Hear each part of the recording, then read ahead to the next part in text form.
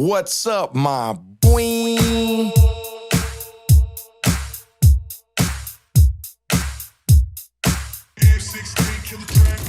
From that city with juice, ain't no pity or truces. When we dip and gun smoke's conclusive. Don't act clueless, hella foolish in the 90s. And GP shotgun when we ride.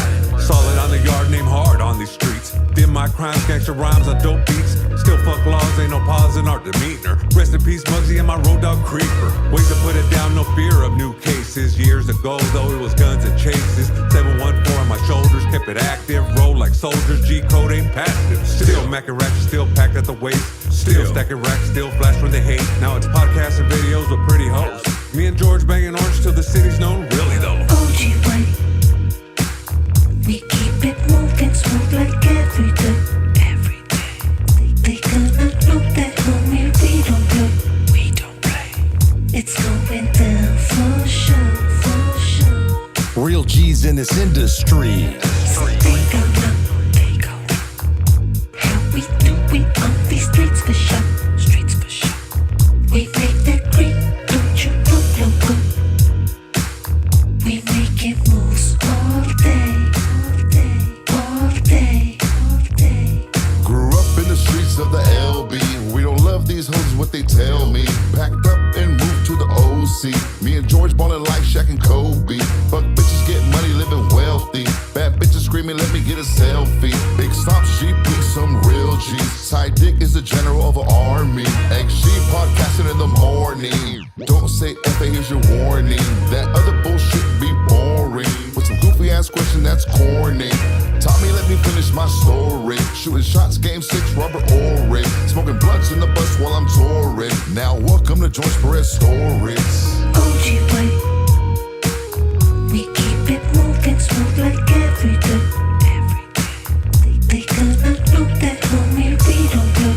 We don't play. It's going down for sure, for sure. Real G's in this industry.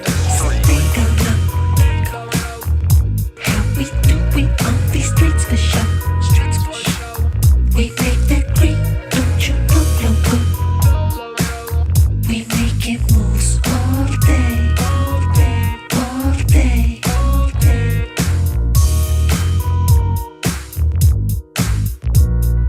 Welcome to the George Perez Stories.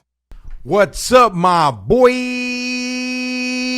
George Perez right here of George Perez Stories, episode 322. George Perez Stories is brought to you by JB's Tree Service Landscape and Installation and JB and Sons Tree Service Landscape and Installation. Look, guys, if your yard looks like it has psoriasis, you can't even water the lawn. You guys got to put lotion on the lawn. Hit up my boys at JB and Sons Tree Service Landscape and Installation. They masterize in landscaping, tree removal, stump removal. Like, hey, homie, they do everything. Like, they cut the grass, they bring the blower, they got the manguera, they hose it down. It looks clean. Fellas, if you want to go to the next level, hit up my boys at JB and Sons Tree Service Landscape and Installation on Instagram at JMBARRIOS12.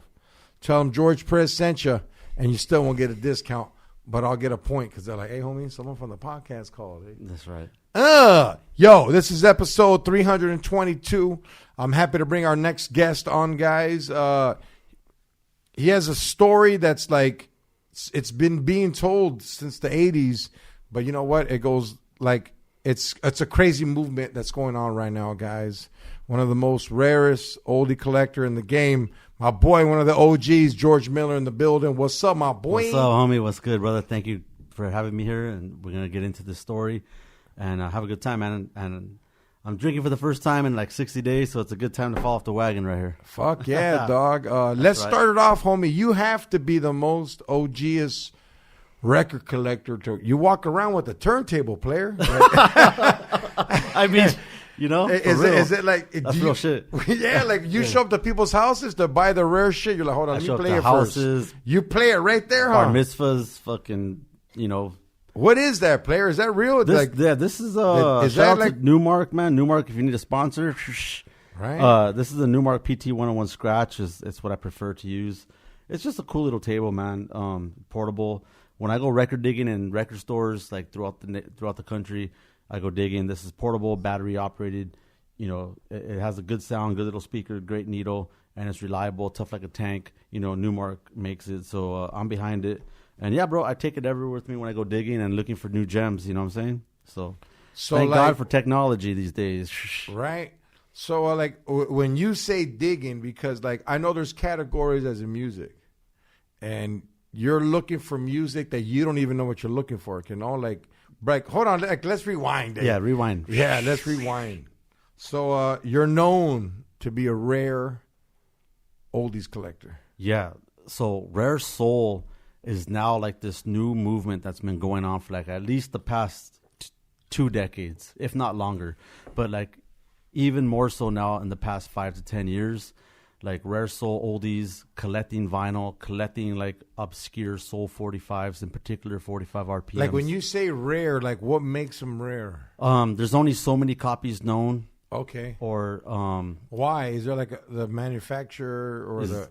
Exactly, bro. Like these are like a lot of like groups that didn't make it, or they're groups from like different states, like, you know, the Midwest, East Coast, Washington D.C.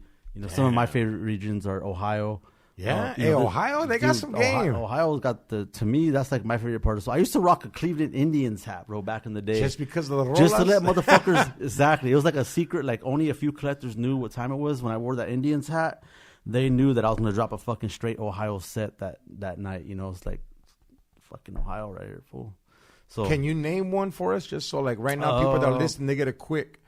What's a rollout from Ohio that you're like, what the fuck? Well, I go by DJ Ice Cold Love on YouTube. Okay. And there's a group called Ice Cold Love out of Ohio on the Tammy label. And they're from, not Cleveland. They're from, I forgot the name of the state. I'm in the city in Ohio.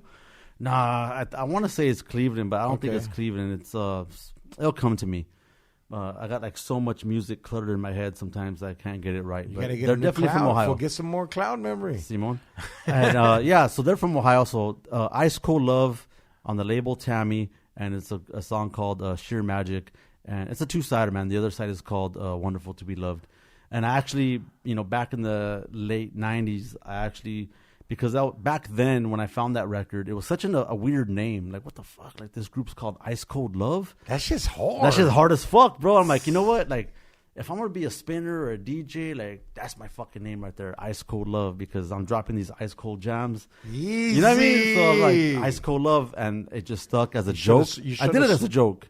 Yeah. You should have sold Slurpees, eh? And it kind of stuck, bro. So yeah, Ice Cold Love. So, that sounds like a pimp that doesn't hit you, right? So that's what this music is, man. So that's one of the you know, obscure Ohio soul groups that like, you know, I mean, there's 100 of them, bro, that are just amazing. So now you find these rare albums, right? 45s. You said 45s. Yeah, because I know what 45s and 20, but can you explain to the people that don't know vinyl? Yeah, okay. So in the vinyl world, you have albums, full-length albums that are 12-inch singles or a 12-inch full-length album. And usually if you're doing an album, you're a polished group. You have a record label that's behind you, that's going to promote you, and that's going to budget. Distribution. Yeah, you're going to have a budget to create all these songs, to put those 20 songs or 14 songs on the album.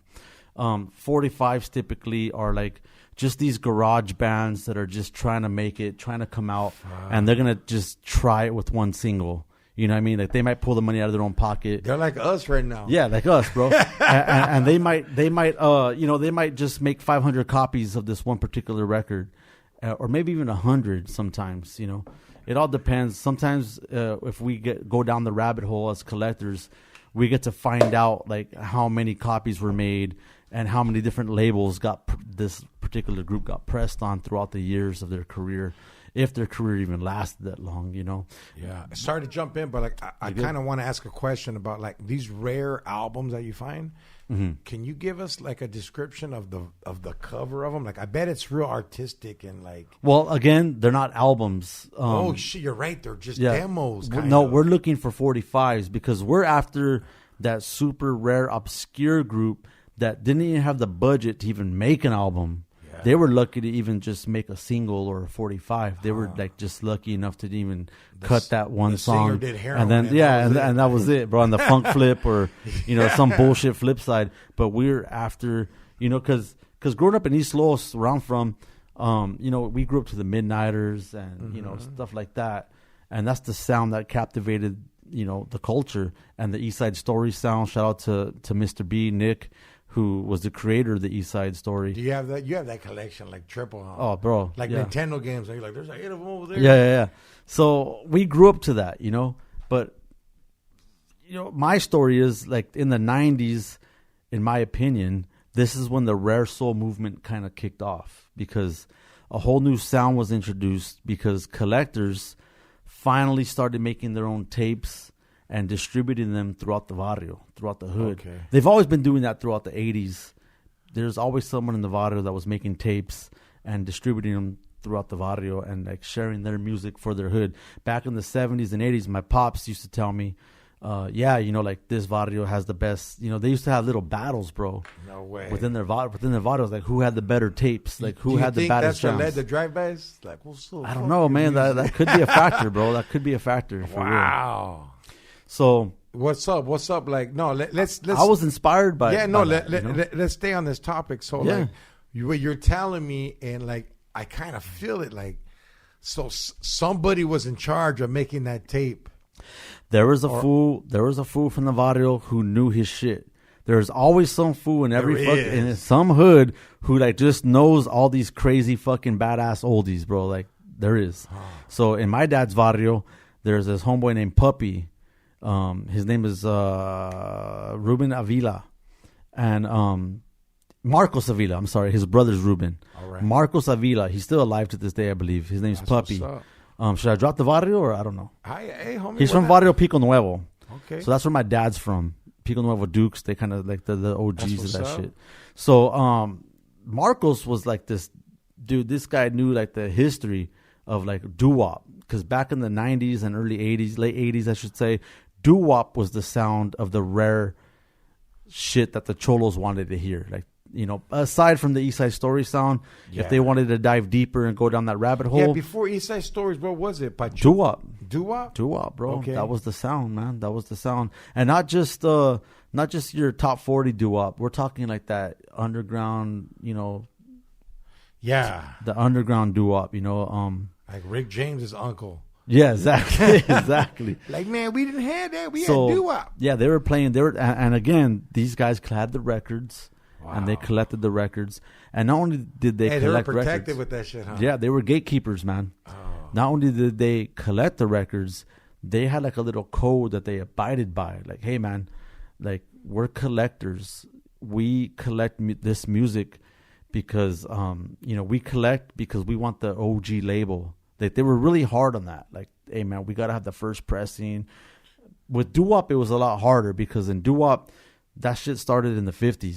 So many different variations throughout the years, even in the 60s and 70s. So many different pressings of that one doo-wop song happened. So doo-wop is the most bootlegged, reissued, Yeah, they did a second, lot of third cover press shit to it, right? Yeah, so many different versions of that one doo-wop song got pressed countless Like, amount of why times. do fools fall in love? Yeah, that's probably Everybody's- like on 10 different labels, you know what I'm saying? Yeah. Because it was a popular song. So There was Puff Daddies back then? They just wanted to keep making money throughout the whole decades, so they're just pressing on different labels. But if you're a purist collector and you want the original, it's kind of like a baseball card collector, like you want that OG Babe Ruth. You want that OG. Yeah, it's just a pride thing, like, yeah, I got that. I got the first press. But where do you find these now? Like where? Like, Yeah, how 'cause- did you find them? Well, because back in the day, there was record stores still. Thank God. There was Were you back doing in, garage sales? Nah. I mean, actually, you know what? I think I might have done one or two garage sales, but we just hit the record stores. Honestly, Okay. there was a record store in the city of Norwalk. Norwalk Records, player. Well, Norwalk Records was one of them for sure. Yeah. But they weren't as rare as some of these other record stores. Oh, okay. Yeah, you had some record stores that like kind of catered to the people that were like collectors. So they kind of like had this they kind of knew. And a lot of these record store owners here in California, believe it or not, came from the East Coast. They came from New Jersey, they came from New York, and they brought those records to Los Angeles in the 60s or 70s and started sharing that, selling that music to us. And that's how kind of that sound came to us. So that rare kind of doo-wop sound. And so one of the records was Wenzel's Music. I used to go to with my dad and homeboy Puppy. Wenzel's Records. That was Norwalk Records. Bagatelles Records in Long Beach. A1 Record Finders like in Los Angeles, like Hollywood area. Sounds of Music in East Los. Those were the spots that we went to and we dug. And the workers that worked there, they were also like kind of like masters of this music. You could go and talk to Mondo from Sounds of Music and ask him for like a rare song. Does he got Al Green like in 10th grade? Exactly, bro. You ask him, hey, I need this Mike and Sensations that Prince demo. Exactly. And he's like, right here, player. I got the first issue.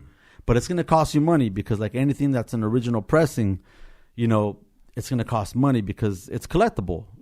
At the end of the day, it's a collectible item you're buying. Just like a baseball card, it's kind of collectible and it holds its value. So that's why. So I was brought up in that. I followed those footsteps. So that's why I'm like a collector who's a purist. I'm like considered now a gatekeeper. I'm a purist. They gave you the llaves. Yeah. So I get some shit that comes with it because there's like a lot of politics in that. And people who just want to have fun and listen to music, they ain't about trying to hear politics or get like. So you got to get jumped in to be a gatekeeper. Well, what's going on, player? Yeah, bro. Like, yeah, huh? They're like, hey, homie, like, okay, the torch has to get passed to you, bro. Okay, you gotta like prove yourself, and the torch gets passed to you in a sense. You have first pressing that can tell your collection's legit, right? Your collection's legit, and bro. you know it. Because a lot of people just like see. I can't be a music collector of everything I listen to. I'm only a music collector of stuff that I like. And like me, I'm a whore. I fucking love music, dog. Exactly. I love how it's evolved, but I never forget where it came from as well. And it came from before things that we listened to. And that's what you're doing is like you were talking to me earlier and you were telling me like, hey, homie, do you know how many rappers sample these doo-wop beats? Yeah.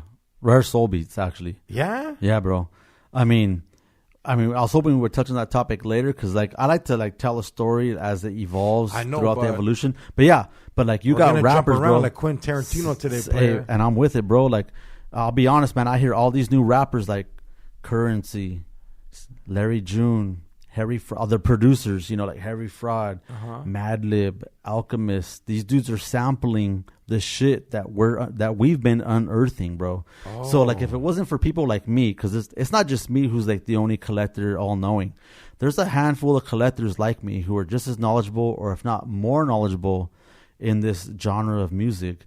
And but what happens is we create these compilations, so we're jumping all over the place. That's perfect, brother. Yeah, in the we're gonna come back. Yeah, in the 90s, I've created these compilations, these CD compilations, because tapes were just fading into CDs came out. Right, and when CDs came out, only the major labels were making CDs. Like any Joe Blow Schmo on the street couldn't really make a CD on their own. Only like that was something that only CBS Records did or Capitol or these big major labels only had the access to make CDs.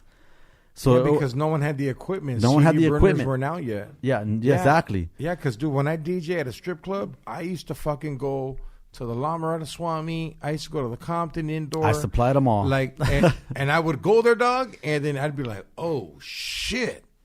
They have all these songs on fucking burn CDs. Right, burn CDs. That some DJ made. I'm like, damn, I could play these at work. Yeah, that's when that Tascam came out. Those little like CD burners started coming out. And then I used to do that in comedy. I would record my set and sell it at the end of the show. They'd have like towers of 6. Yeah. That's real shit, man. And this is like in the 90s. So I was originally collecting doo-wop because of my dad and my dad's homeboy. And of course, classic soul records, But I was really into doo-wop because that was the sound of that era, the early 90s, late 80s. For me, I mean, that's my time. That's my story of when I came into this. So, was your dad a bigger collector than you back then? Yeah. Okay, so he's your influence. Yeah, he's my influence. My pops and my pops' homie, Puppy. Oh yeah. That dude Marcos Avila. How many albums did I mean? Bro, records I did used they to go have? upstairs. Thousands, huh? They lived on Core Street. I used to go down to his pad, go upstairs into Marcos's room, and his whole wall was just 45s, bro.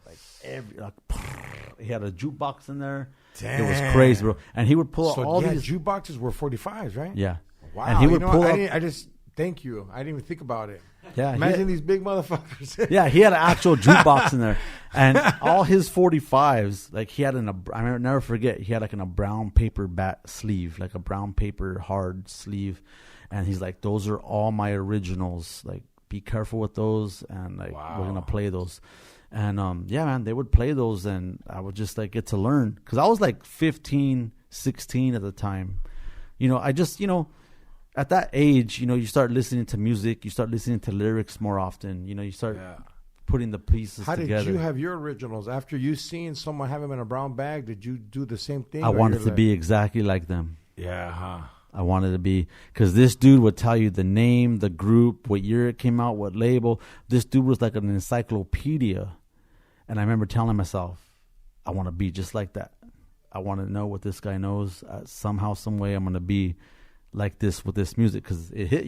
I was like my first girlfriend, and you're romantic. all those lyrics. You girl you hear 'em. CDs and shit. They was like, yeah. So hey, fool, that's like imagine that, dog. What, like 1990? I think CDs came out burners. What, 95, 97? Yeah, like about 94. Yeah, because 94. The CD that influenced me, that I first went to the La Mirada swap meet, Fuck yeah. and it was Roberto. He had the flags. He was the one who sold all the flags, if you guys remember that, back in the 90s. It was like the corner shop, old man. He was the one who, like, so there's this dude from Gardena. Yeah, his name is Toker. He made the CD called Toker's Oldies. It was a trilogy of, like, these songs that, for that time period, no one's ever heard. I mean, you had the East Side Story, of course. Those are classics. But when Toker's came out, in my opinion, that was the shift of when the rare oldies movement started for me. That's my experience. Like, when I heard the Toker's comps, that was like the paradigm shift of like, okay, what the fuck is this? Yeah. And all those like rare oldies that we now all know today, that was one of the first compilations to like lay the blueprint down for like that changed the whole dynamic of this oldies era, which we now call rare soul. There was another CD called Soulful Things. My homeboy Nick Aguirre, he's from the Bay Area, but he actually lived in Hollywood. I actually interviewed him on my podcast and got the lowdown that he actually lived in Hollywood, and he was homies with some DJ from Power 106 or something like that. And when he made his compilation Soulful Things, it actually happened here in Hollywood. And he actually made that compilation here. So that's like some LA history. And that's another like groundbreaking compilation that set the tone for the sounds and for the culture of what's going on today with rare soul music, So those are the two compilations that really inspired me and got me out of the doo-wop phase and into the soul phase, because I'm like, dude, this, like, I was young, and that whatever. What's the difference between the soul phase and the doo-wop phase? Well, like, can you make a comparison? Yeah. Like, doo-wop is like in the still of the night, 1950s. Okay. Like a lot of like a lot of like just like in the a lot of harmony, but soul still kept the harmony, but it was more sweet, and that's how the phase Like came up. making? Right, like the Delphonics. Oh, okay, good. Delphonics would be like sweet soul. Would you consider the Delphonics rare soul? There's some cuts that are more rare than their classic hits, because they were a big group, and every song they did was pretty much a hit. Yeah. Pretty much every song. But like their first record on Cameo Parkway or on Moonshot, like those are the ones that the rare soul collectors still fuck with to this day, which is like they're hard to find. Yeah, not hard to find, but they They're just fire. they just got that fire sound. Like look up Delphonics. I'm glad you said that, dog, because like you're still giving props to someone that was like, don't get mad at these fools for being discovered. They're still hard as bro, yeah, still hard as fuck. Look up Delphonics. You've Been Untrue. Like that shit's like, to me, that's one of my favorite Delphonics records. That's on Moonshot. That's the OG first press. Do you think that like Back in the day, like that song that the Delphonics just said, what'd you say right now? Girl, what? You've been what? You've been untrue. You've been untrue. It's like, that hits to everybody. I think if you're a normal person, to me, normal people, they fall in love at least 6 times before they're 21. Because you're a little, even that fake little kid love. Yeah. So when you hear a song like that, like, girl, you've been untrue. And then you just hear like the orchestration of the music, the way the composer put it together. It just tugs at your heartstrings, you know. Like that's Wow. that's why it just grabs you and pulls you in. That's what it did to me. So, you know, I was off and running ever since in 96. So in 1996. You're like a little hood rat for vinyl, right? For vinyl, bro, yeah. So if some big old torta showed up with, oh, that shit, Fuck, dog. don't even say that, dog. I just might have to. And she put the turntable right here. That shit's still gangster. Is that Bluetooth as well? No, this is just. It has its own speaker, huh? Actually, you know what? It has RCA jacks. Okay. So if I do it like a RCA jack to a single output, I could connect it to a Bluetooth speaker and bump it really loud. But right now, I'm going to use its own little tiny built-in speaker. But normally what I do when I'm like doing my own live sessions, I attach my Bluetooth speaker. You know, I don't think you did something that inspired me. You did the 30th year anniversary for Blood In, Blood Out. Yeah. But before that, you taught Popeye how to fucking DJ. Dog. That's right, bro. That was player. Hey, mind blown. To teach Popeye. Bro, that was like. Can you explain that for us? Dog. Okay, so. You know what? Check it out. We're going to take a break. We'll be right back. Okay, we'll be back. He's going to explain how he taught Popeye, the Chon Chon Taker, to play some. Give me some rare Chon song. Chon. Yo, George Press Stories. We'll be back late. And we're back like a hood rat in the Cadillac waiting for the zigzag. George Press Stories is also brought to you by La Venendita Meat Market in the city of Whittier. Look, people, it's 4th of July. You're watching this. If you didn't get nothing from the La Venendita Meat Market, and sabes que your carne is not moving along. Yo, guys, they got carne asada that's like, they got the meat. If Joe Rogan was Mexican, he'd buy elk meat from them. Check them out. La Venedita Meat Market in the city of Whittier. George Press Stories is also brought to you by Gunther's, located in downtown Santana. They got a store for Broadway. They got a store for Maine. Yo, Gunther's always blessing me with Pendletons. I'm on 121 Pendletons now. Gunther's, gracias. Like, I got Pendletons from like when fools first got jumped in the 70s, eh? Like, for real, bro. Looks like when it. I look at a Pendleton, I'm like, hey, like, I get the Pendletons, like, that day, they're like, we can't jump him in today, homie. That's a clean Pendleton. We'll get him tomorrow when he wears that fucked up sweater. Gunther's. They got Pendletons, 501s, Dickies, Ben Davis, Frisco Benz, Hush Puppies, Botas, Carhartt, everything. Look, homies, if you just want to dress OG and, you know, you want some OG American-made clothes, Chicano style, hit up my boys Gunther's. If you don't live in Orange County, you're like, damn, I want that Pendleton George has on, but I stay out here in Idaho. Gunthers.com. www.gunthers.com. Boom. So, yo, we're back. We got George Miller in the building. Vinyl. What up, brother? Hell yeah. So we left off on the Popeye story. Like, first of all, can you give a little breakdown on, like, hey, homie, you did something special, dog. That you did that Blood In, Blood Out 30-year anniversary show, and I told everyone on my last podcast that, like, it felt like Star Wars for cholos, dog. Simon. Yeah, that was crazy, bro. Like, I'm known to be a creative person. Okay. You know, I'm always thinking out the box. What's going to be the next party that's going to take it to the next level? So originally, the reason how this whole Blood In, Blood Out 30-year anniversary Volo even kicked off was about 6 months prior. Me and my homies, my collectors, even George right here is one of them, and Sappy Soul and Suavecito. Oh, yeah, and, give them all a shout out. Yeah, and the homie Danny Gascon, my carnals. We're sitting around the fire pit just brainstorming. Hey, man, we need to throw a show. And they look at me. Come on, George. I know you can think of something, eh? Like, what you got cooking in your fucking head. Hey, what are you gonna do? I'm like, hey, I don't know, man. Like, because like the homie, shout out to Sick Jackin', you know, he DJs and he plays records now, as you guys now know and see. He plays Rare Soul, Does he it in plays Deep Tijuana? Soul, he plays the Boogie Funk. He's dropping vinyl. He's always has been collecting vinyl, but he's just on that next level shit, bro. You know, because he's been hanging around fools like us, in a sense. I'm just keeping Also, it real. shout out to Funk Freaks. He's with Funk Freaks a lot. Simon, yeah, Funk Freaks been putting him on. Speaking of Funk Freaks, I was one of the first collectors that was invited to the Originator show. So one of the very first Originator show, it was me, Rene Ruales, and Sick Jackin'. Damn. I can't find the flyer, bro. I'm looking for the flyer. Like, where the fuck's the flyer at, eh? Yeah. I can't find it. So, but anyway, we were one of the first when that Originator show first ever even came out. When they like blessed us to like. I think I have the poster. Yeah, I mean, I've been looking for. I think it was back in I'll sell it to you. 2014 or It's pretty 2013.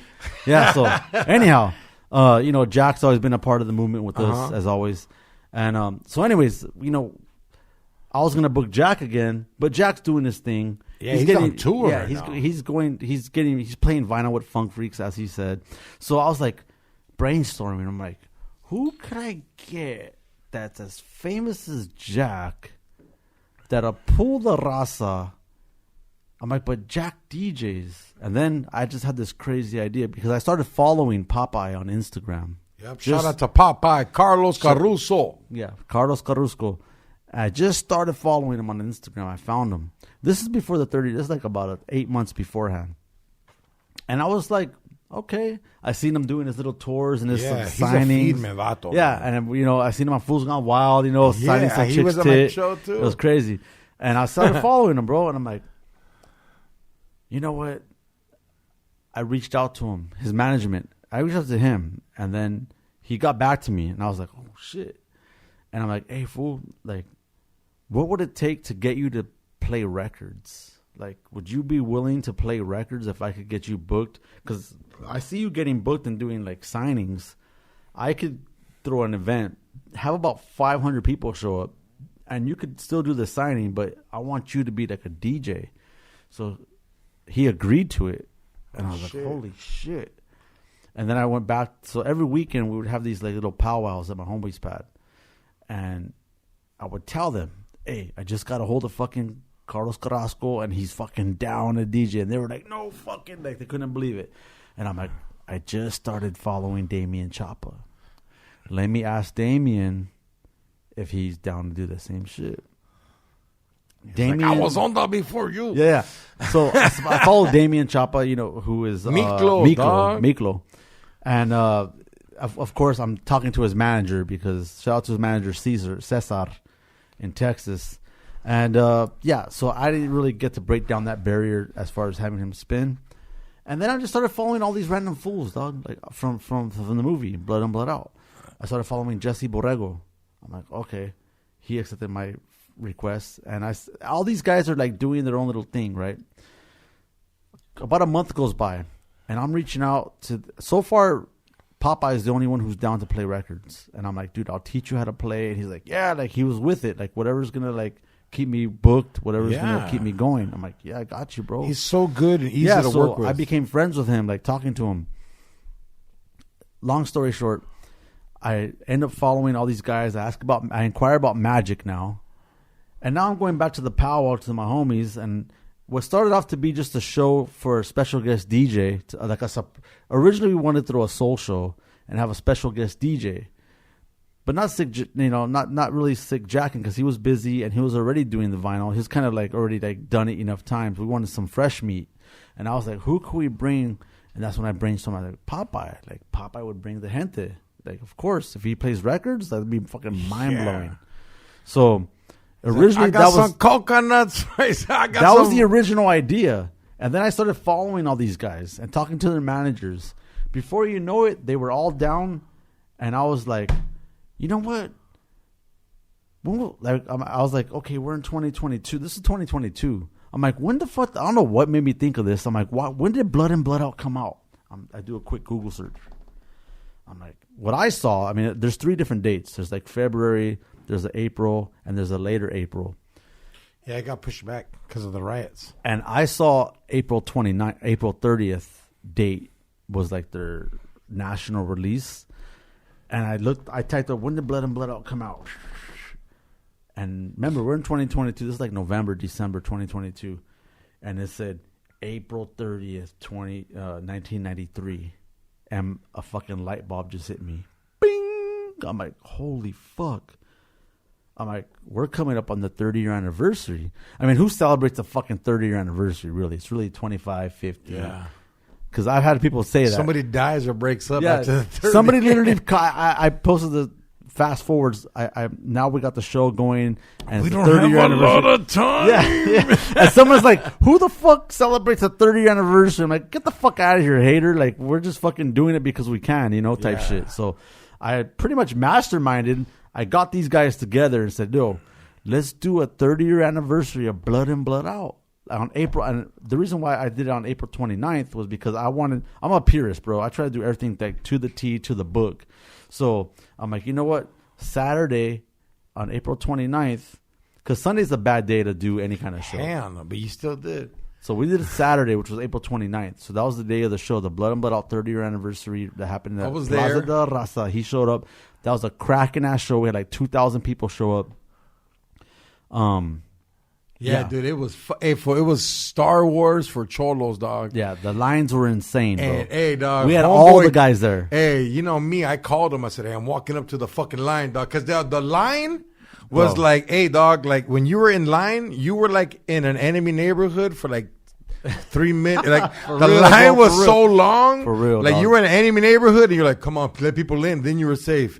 And then like it was, hey, dog, it was like bring a cholo, get in free night. Yeah, so we had Joker, Joker's girl. We had, pretty much a lot of the cast of the movie. We were supposed to have, what's his name, with the taco truck. I can't think of his name, I'm fucking flaking out Taco here. truck. Yeah, dog. Oh, Machete. Machete. Yeah, Danny Trejo. Danny Trejo. We're supposed to have Danny Trejo. He was going to That go. would, hey, Benjamin Brandt would have been the one though, dog. He doesn't okay, do here's it. the rumor, bro. I run a podcast. I'm going to say it. This is a rumor. Benjamin Pratt rumor that has nothing to do with the Blood and Blood Out movie. Cause he's a fucking narco now, dog. Exactly. I guess. John Wayne. So that's what was told to me because I was trying to You know book what? everybody. For real, hey, as a homie, if this is true, Benjamin Brandt, hey, reach back out, homie, because you know what? At the end of the day, you're one of us, dog. Simon. And we loved you in this movie, and we started watching everything else. You didn't make it because of Speed. You didn't make it because of Demolition Man. It Hell was no. fucking Blood in, Blood out. And Yes, then he sir. got our Law and Order. Yeah. Because they seen how good of a cop he was. They're like, "Damn, Oh, this fool shot his own cousin. He's perfect for the show. Perfect, dog. Play a fucking jam for us, dog. All right, so anyways, yeah, so back to the story real quick before I play the jam. I got Popeye to DJ. I told Popeye, like, look, bro, you don't know how to spin. Don't worry. I'll go to your chante. I seen and it. I'll take the Hey, record he player. invited me too, man, but I had a show. He had a Fuck. show. I'm like, hey, let's go to Carlos's pad. I'm He so lives in mad at Hollywood. it. Froze. I was mad when I seen the video. I was like, fool. I'm fucking shit up. You know how fucking. And I'm almost as dark as Popeye. So, but go ahead, brother. You know, I'm gonna pull the record that Popeye actually played in the Oh, little promo video shit. that he was gonna play records. So it's right here in my collection. Now, this collection right here, is this your fucking G shit or that's at the pad in the safe? I'll be honest, bro. Like I've been doing this since 1996, and I've been selling I've been buying and selling records, bro. So I've been doing this so long, like I'm all over the place, bro. I've sold a lot of my heavy records, man. My collection got stolen in 2011. Damn. About 80 grand worth of shit back then. Damn. For back in 2011, that was a lot of money. I had killer records, and that shit got stolen. So I bounced back, but ever since then I was never really the same. And it was just so much easier for me to sell a record and let it go because I feel had like no more, hugging you right yeah, now. I had no dog. more attachment, bro. Like I just felt like okay. Like, Hey, ain't that some real shit? It's like a divorce that, like, damn, me la Divorce that wasn't quitaron, supposed to happen. dog. Yeah. So. Now, hey, dog, that happened to me with my CD collection once. My baby's mom, we got into a fight at a baby shower, and I put the CDs on top and drove off and woke up in the morning going, what the fuck? So if you're on Instagram and you follow me, or if you don't follow me, I'm at The Vinyl Life with one L, VINLIFE. And I had this pinned. I have Popeye actually pinned. And this is the record that he actually promoted that he was going to be playing, spinning for us for. Sorry about that. Don't trip. This is called Gloria Fowler, Train of Love. This is a pretty rare record. Some collectors at my friend George here hates this record. Yeah? He don't like this, bro. I don't know. This is one of my favorite fucking records here, bro. Story. So this is Train of Love, and this is on my Gangster Soul Harmony Volume 4. We didn't even get to that part about who I am and what compilations I made. I made a CD compilation, which I'm known for, called Gangster Soul Harmony. If you guys want to YouTube that or look it up on Google, and you'll see the long-ass... Right now, everybody, George Miller is going to be playing what Popeye played for the promo video for the Blood In, Blood Out 30th anniversary that he put together. Exactly. So this is the song Popeye played when I went to his house. Hey, even baby's watching you, dog. The cat's watching you, Pedro. This is Gloria Fowler, Train of Love, as heard on Gangster Soul Harmony Volume 4, which was released like in 2011. Here we go. Hopefully it picks it up. Let's see if we get it. Yeah. There you go. This is the song Brent Wood used to iron his clothes to, people. When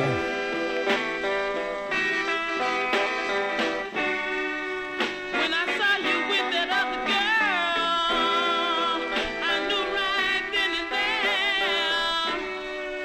that you and me would break up, baby. This shit is hard as fuck, dog.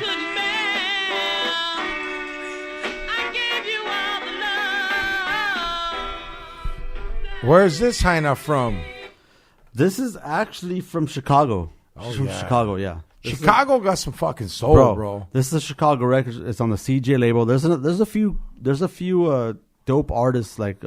Is that song on YouTube?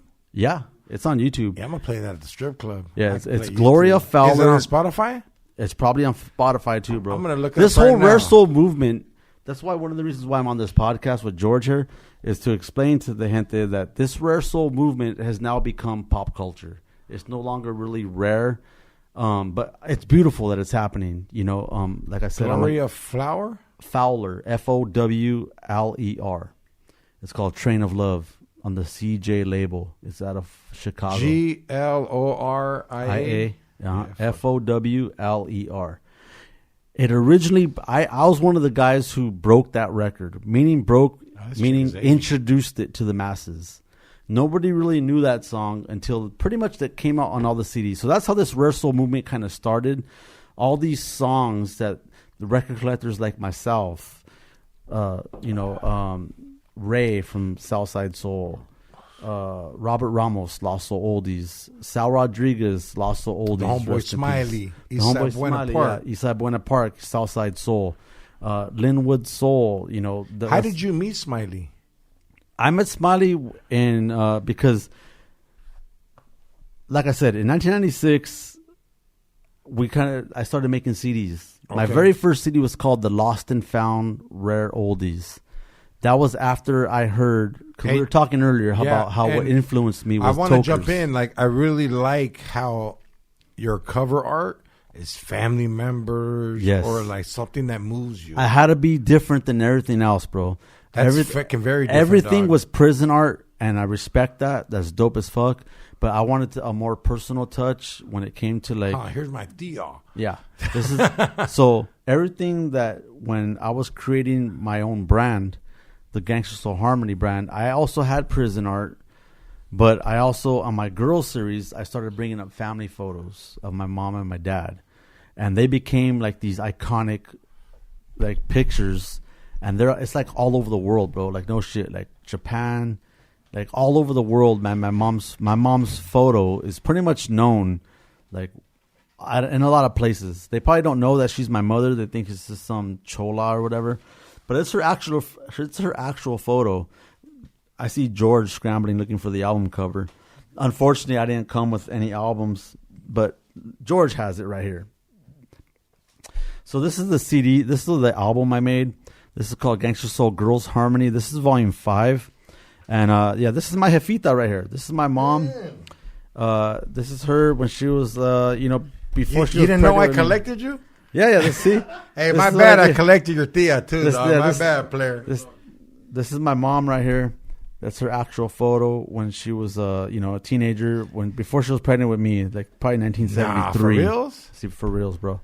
So I'm going through my family photos, and I was in the process of making my first all rare female soul album. And I just so happened, me and my old lady at the time, my ex, we moved into this new pad. And when you're unpacking, I got to the family photo part. And I'm just like, trying to put everything back into the photo albums. And I kind of like just dumped, all the photos onto the floor. And it just so happened like this photo and these photos, my Show the jefito, back too, player. and these photos on the back, my tia Linda, my mom's homegirl Loretta, these are all people that we actually know. These are my family members. How did they These- feel? Dude, they were like pretty. This is before Instagram. This is before Instagram. This is back in MySpace, bro. Not like before even MySpace. This is like there was like really no internet back then. But actually, it was just kicking off. There was internet. It was like dial-up internet, and I think MySpace was just kicking off. And I had to figure out what's gonna be my branding, like what's gonna set me apart from all these other compilations that are like, showing the culture, the raza, like who we are and how we identify and what's on. Because pretty much when people go buy an oldie CD, they look at the front cover Straight up. and they don't know what's on it. But if the front cover looks good, they're buying it. Because They sell them at the Santa Fe Spring Swap Meet. I seen them at the yeah. cycle Oh, shop. for sure. The cycle shop's the homie Jimmy. Shout out to Jimmy. Hey, and Jimmy has these. I know, but they're like Roberto. 60. Yeah, these are. I built. know, but I built a name. I know you. Exactly. So I built a brand and I built a name that's solid and it could command the prices that they're getting. No, So- I understand exactly. So this is like see the sticker right here? That's the purple wax. So this is a limited edition. Only like 150 of these were made. So this record right here goes for like 150 right now on eBay. George has a sealed copy. If you guys want to hit him up, Nah, you might get it for $300. Hell I don't no. know. This shit right here. Hey, because when I first seen it, I was like, damn, homie. Yeah, it's like pretty real shit, man. Like, so I was proud. Like, these are my parents, and it just fit the bill, man. It just it was like perfect, and my mom approved it. She was like, "Okay, Who's mijo." this right here in the front? That's my jefito. That's my pops. Hey, homie, your jefito's like fucking like dressed like a cholo, Right? like to the T, dog. Like Yeah, he has a scar over his eyebrow because he got hit in the head with the bottle. The enemigas that got him. yeah. So he has a scar over. Have his you ever had to fight fools for like fucking vinyl issues and shit that are like, hey, homie, I found that song before you. Don't talk. Damn, kind of close, bro. Not really fist fighting, throwing guantes or anything like that. But I mean, there's been some like kind of like undercover beef that's kind of happens with that. Like, hey, I wanted that record and fucking you beat me to it, and Wow. like fuck you for that. Like I wanted that, I was gonna get that, but like you beat me. And then within the rare soul culture, some of the gatekeepers, some of the real hardcore record collectors, we want to be the first person to introduce the song. So that's like street credibility. We want that street cred. So that's why there's a race to break all these songs. So that's how I grew up. When I grew up breaking songs, you wanted to be the first to introduce it to the masses because, that's the street cred. You don't want to copy no one else. You don't want to step on toes. You don't want to like copy someone else's compilation that already put that song out. You want to put something brand new that you discovered that no one's ever heard. And that's what gave you the street cred. And I'd got 15 volumes of street cred under my belt. Actually, I got like 20 comps under my belt. But Gangster Soul Harmony was like my the one that really put my name on the map, But like my first compilation, like earlier, we were talking about some of the compilations that was kicked off the blueprint, which was Toker's, Soulful Things. Those are the compilations that inspired me to even go down this rabbit hole with this kind of music, this underground music. Well, let me ask some questions about Gangster Soul. Shoot away, bro. Irene Scott, you're no good. That's Bro. That's already hard right there. You're no good. That's like a hyena telling a fool, like, hey, fool, I would have been the most righteous hyena fool. You got to hear that. Irene Scott, you're no good. Look that up. Okay, another one, dog. Tell them the truth. Just Joanne and Soldiers. and the Soldiers, like SOUL. Yeah, that's hard. hyphen So- JER. Motherfucking Soldiers, dog. Hey, dog, that would be a dope ass shirt right now. Right. Soldiers. Joanne Scott and the Soldiers. And Tell then me the- sell it to Fools Gone Wild, Soul Jars. Bro, all You know Soul Jars. Yeah. Hey, I actually got a record. I posted it on my Instagram. I don't know if it's in my collection or not here, but it's at my pad for sure. I found a record digging, dog, and the label was Jar Records. No way. I swear to God. And I posted it. I tagged Fools Gone Wild, but they're so busy, bro. I don't think they've Hell ever yeah. seen it. But No, they're going to see it now. Yo, yeah. guys. Jar Records. We're going to found take a one. break right now. Make sure you dig in to your whatever you're on. If you're on your phone, tablet, anything, follow the homie, George Vinyl Miller. Follow me. Subscribe, like. We'll be back like a hood rat and a Cadillac. The Rare Soul Movement. Late. What's up, my boy? Yo, it's your boy, George Perez, episode 322. We got my boy, George Miller, in the building. And, like, yo, I usually cut the podcast, but, like, he has so much information on Rare Soul Oldies, the whole collecting game, the Gatekeeper. I want to... There's a few gatekeepers, but Yes, exactly. But, like, the whole code of, like, yo, there's vatos out there that got skletch on this shit. Simon. But I want to know a little bit more about you. So you grew up in East LA. You went to West Covina. You brought the vinyl game with you. And you've met so many people along the way. Like, Yep. I want to see more of this. So what's, like, the future coming up? Are you going to start doing concerts?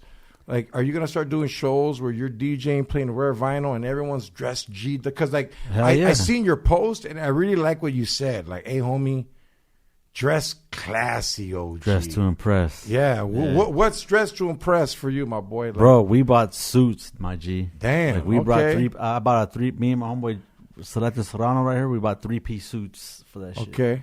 So I mean, you didn't have to dress that way, but we're doing a night at the Yost. So if you guys want to follow me Santana. in Santana, the Yost Theater, we got the lounge room upstairs.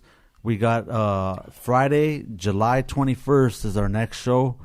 And we got DJ Carinas, we got DJ Wheezy, and we got Celeste Serrano, and we have a special guest DJ that we haven't quite put out there on the map yet. But all these people, you know, throw down with vinyl, respect the code, and you know, Respect the code is act right, be feed, man. be feeding it, yeah, and play, enjoy yourself, and playing the Do you righteous play? songs. You know what? That's what we were talking about because I kind of like. I don't want to say I retired, but I kind of stepped back And from let playing. the homies get some. Yeah, because Oh, I want that's the feed homies. maybe, Exactly, dog. bro. I want the homies to get some because I've been getting it all my life in a sense. Uh-huh. So I want the homeboys and homegirls to like get That's there. what's up, my and I'm just boy. the host. You know what I mean? I'm Uh. just the host, and I'm just the name. And you know, Hey, like, if we went to a gang, man, you're like, I'll go last. Dude. yes, if that. So exactly. So the Yost Theater, July 21st. It's oldies and funk. Wheezy and Carinas, they're gonna kill it. Serrano's gonna kill it with the classic soul. It's back to basics. So even though we're OGs in this shit and we've been playing rare songs, and we've introduced the rare rolas to the gente. I'm slurring. You got me fucking drinking. I love it. I fell off the wagon today, bro, for this podcast. Thank you. My bad, but And thank it's all you. good, bro. I feel good. You know, But you're in good hands. you know what? Like I said, man, I kind of took a spiritual break. Okay. I kind of like went into meditating, That's feed, man. eating healthy, you know, positive thinking, positive mindset. You know, that's kind of what I've been doing the positive thinking, positive mindset for the past 2 years. And I've really been winning. I've really been manifesting all these things to happen. Like the 30-year Why do you anniversary. think you went there? I needed to go there That's good. because to I hit know. a brick wall, and I needed to just break through to that next level and just be more positive, think positive, and you attract what you put out there. So, you know, I had to just break through to the next level and break down barriers, and that's kind of what I'm known for doing. So, in order for me to get to the next level, I had to like just really be in tune and manifest and attract what I wanted to attract, and really kind of like meditate on that, pray on that, not just meditate, but also pray on that. Like I said, a little spirituality was involved for that couple of years. Eating I wish healthy. I could go there, dog. Like, I'm fucking such a hard-head fool. Like right now, like I said, I even like stopped drinking for like, I haven't drank like in 60 days. And not that I'm saying I'm never going to drink again, but I just did it to like kind of do a quick little cleanse. And I feel it's been long enough. So today was a good day to get a few beers in. But yeah, man, I'm definitely more spiritual, definitely more in tune with frequencies, eating healthy, you know, being open and seeing what's really going on around you. And I think I'm more involved in that. But the records are always going to be a part of me and who I am. Do you sleep with them? They're in my room.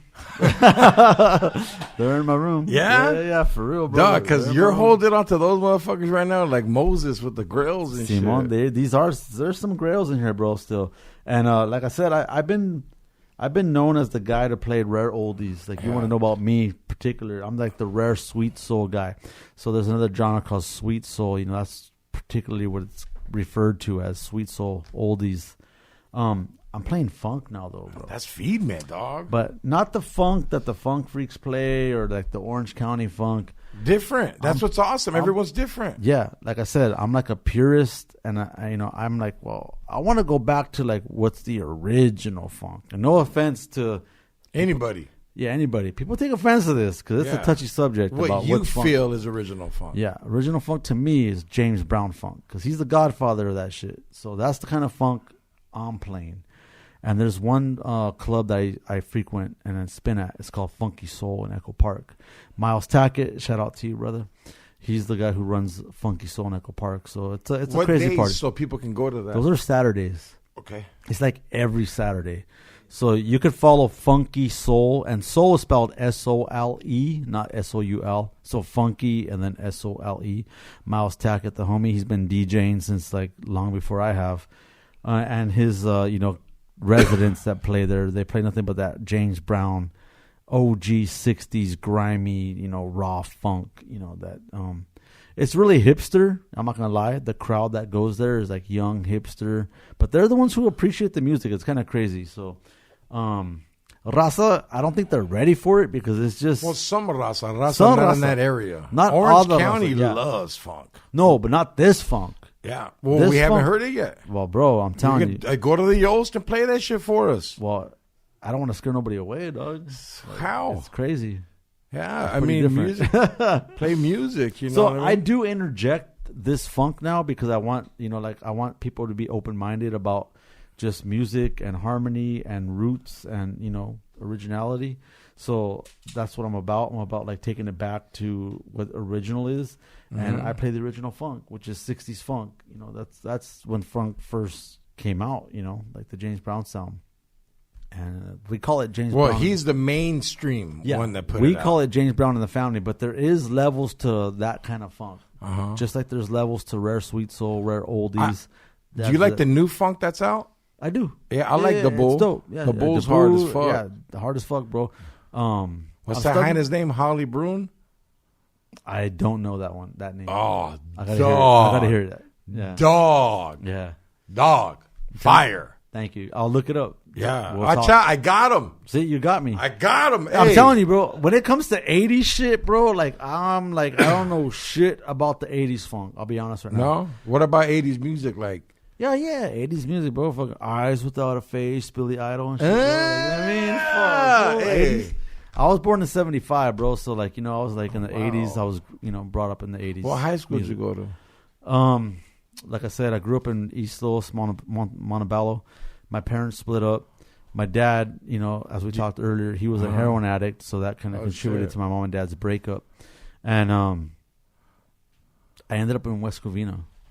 So that's when I got into skateboarding, surfing. I got party cruise That's shit, bro. crazy. Oh, bro. And Tagging? tagging, bro. Yeah. I was from should I say the cruise? I was from KOT. Yeah, homie. They're not going to jump you out. That's Kings all- on Tramps, Killing Off Toys, Criminals of Today. Oh, you remember the word toy? Bro, toy, bro. Yeah. Killing Off Toys, bro. Hey, I got a question to ask. I was homies was from CBS, too. Oh, yeah? Yeah. So when it comes to graffiti, remember Beat Street? Yeah. You remember that fool Spit?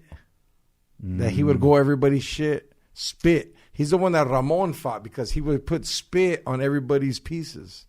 I don't remember that, bro. Yeah, Honestly. like, is that a toy? Like that's a fucking piece of shit. Someone That would, I mean, I would say that is. Yeah, because you're like, wow, I haven't heard that word toy Toy. since the 90s. 90s, bro. Yeah. Oh, So, shit. yeah, you were a toy. So I was in the party crew scene, SGV, and LA. So I was back and forth because, like I said, I was born and raised in Montebello, and I would go back and forth from West Covina to Montebello. I was 16 years old. My first whip, we were talking about whips earlier. My first whip was a 79 Cutlass Supreme, and I was 16 years old, and I was already like, dipping in that motherfucker back and forth. So I was partying with like the party crews in East LA, tagging with the fools from East LA, OFA, and all those crews out there, and also going back to the SGV, and then I would party out there, and then on the weekends, and then during the week I was like skateboarding, surfing, doing white boy shit with the white boy homies that I was kicking it with.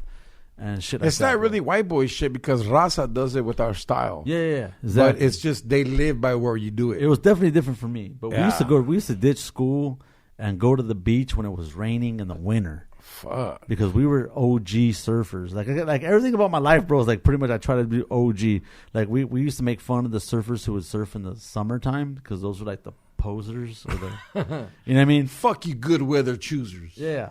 When it would rain in like fucking November, December, crazy ass storms, we'd be like, fucking surf's up, bro. Time to hit the fucking beach. And we'd go to like Newport, the Wedge, or we'd go to Manhattan Beach, and we'd fucking go, and the waves would be fucking huge because, the swells hit when it's raining. And we did school, and That's what's up. I had my hand in all kinds of different shit, bro. No, that's I think great, I'm man. well-rounded in that sense, That's great. Well, Yeah. hey, brother. Fuck, dog. We didn't even scratch the surface. We like hit it with our I was all fingernail. over the place. No, but that's what I wanted, But- dog. And I appreciate you for fucking sharing everything that you shared today, for introducing us to music that we don't know about. And there's definitely going to be a part 2. You I know, hope there's so, gonna be man. there might be like a part 3 and 4 with this shit. dog. Possibly, bro. Like I'm working on a document. This thing needs to be a documentary, Please, bro, because please. that's the reason why the politics are so crazy in this oldies and rare soul scene is because it's gotten so like out of hand. Like people who are coming into this, Everybody wants credit, right? everybody wants credit. Nobody really got taught the way I got taught because when I was in it, it was a small little underground scene, and only a handful of people were really like into it and about it and followed the rules. There's kind of rules in everything, You join a car club, there's certain rules to be in that car club. All Chevy car There club. has to be rules. Or If we'll it's be an all animals. Chevy car club, you can't have a Ford join, right? Yeah. I mean, it's just like, hey, I Oh, got a there's some Ford. girls in the Boy Scouts. Well, Just kidding. the way it is today, it's like, hey, it used to be an all Chevy car club, but now we're letting in Fords, Toyotas, Yeah. Camrys. Like it's just went to shit. The whole foundation of it all, in a sense. To put it in layman's terms. So I'm like a gatekeeper, I would like to say, but in a respectable way. I don't put no one down. I want to educate people about like the roots of like collecting and like why we collect and why we call ourselves collectors. To be called a collector from where I'm from, you got to earn that name. Like a lot What of people. if I have 5 records, I'm not a collector or what? Hell no. What am I then? You're a music enthusiast who likes the music on vinyl format. Because it's trendy. What if I make a And it's collect hip. call? I mean, yeah, bro. I mean, yeah. And I play. Here I go gatekeeping, bro. And I Let me play fucking- one of those. Yeah. Hey, you're like, I'm not gonna put I that don't call know, bro. through. Fuck, I don't know. I'm pretty hard nosed about it, but it's No, not- that's what's up. because It's something you love. Because It's I your love it, passion. bro. Yeah, it's my passion, bro. So like, I'm fucking gonna be hard nosed about it. I'm but- like that sometimes too. When I meet a comedian that's like, hey, homie, I've done 10 shows, better put me on. I'm like, wait up, dog. Yeah. I owe so many other vatos favors. And there's how peop- can I put you in front of this vato that's been doing it for fucking years? exactly, Right? in a sense. Yeah. Well, hey, my boy, I hate to cut it short, but we're running out of batteries, player. All right, you got it. Yeah. So where can all my fans follow you? You could follow me on Instagram for sure because I'm on Facebook more. Facebook kind of weird, but I'm on Instagram at The Vinyl Life. That's TheVinylife. I got 3 handles on Instagram. I got Soul Supply Co., which is like my merchandise, my clothing brand. Soul Supply Co. We supply the soul, obviously. Sick ass shirt. Sick ass shirt, yeah. So there's some dope shit, man. Like I said, you'll see my skateboard influence on like some of my merchandise, like No, the Screaming right Hand. here, dog. Yeah, exactly. The sticker. the collector shirt. Yes. Like, I kind of Hey, like, what you get? And gracias for my gifts, dog. You're Shirts, welcome. tank top, Cheech and Chunk vinyl with the papeles, dog. Simon. And the Gangster Soul Harmony. So again, we didn't really touch base on who I am. That's because I wanted to bring you back, fool. Yeah. So Gangster Soul Harmony, that's like where I made my stamp in the name of the game in 2005. A lot of rappers are now sampling these kind of rare oldies, man. They're making a fucking killing. Where's my fucking paycheck at, eh? I'm not this artist, but like I dug this I shit gave up. it to you. You know what I mean? So like Spitta Andretti, Currency, Larry June, Alchemist. I mean, I know you guys listen to this Rare Soul because I hear it in your music, and it's amazing, man. It's awesome. But we're the guys who dug this shit up and brought it forth to the masses. So we're here on the podcast just finally getting a little bit of recognition for who we are and what we Got you, do. my boy. So look into us, man. Look into the vinyl movement. It's getting bigger and bigger like every fucking month. Yo's Theater, tell them what day. Yo's Theater every month. We got Friday, July 21st coming up. I'll be hosting it with Celeste Serrano, DJ Carinas, DJ Wheezy from the OC, and a special guest DJ. And yeah, it's going to be a cool spot at the Paradise Lounge upstairs, Yo's Theater. It's going to be a party.